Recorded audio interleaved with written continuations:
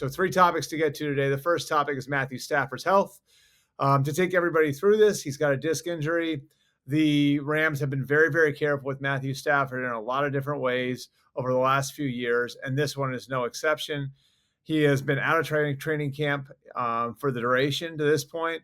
The end of the week last week, Sean McVay said that Matthew Stafford was going to go out and throw before their preseason opener against the Cowboys, which Stafford did, and then he would return to practice on Monday. He did not return to practice on Monday.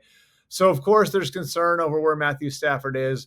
I'd reiterate what I've said on this, which is, no, this is not good news. It is never good news for a 37-year-old guy to have a back injury. But if you put that aside for a second, the Rams' handling of this is not with September 10th or September 20th or October 1st in mind. It's about where he's going to be in December and January. And really, the reason for the caution is they want to make sure that he's at 100% when he gets back on the field, so there is minimal risk of re-injury, and so they're not taking miles off of his body.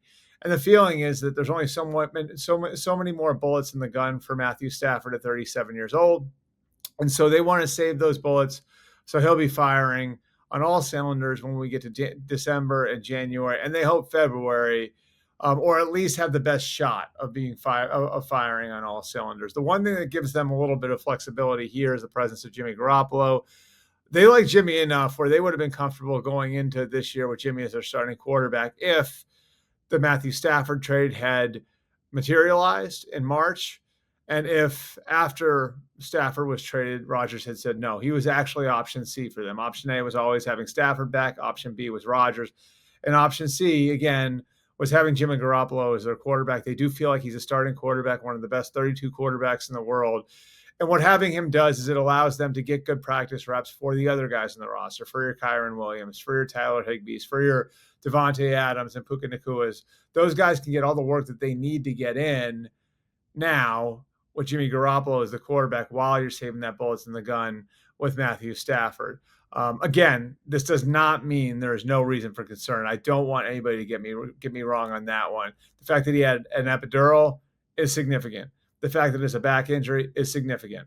But this is a guy who's needed maintenance over the course of the last few years.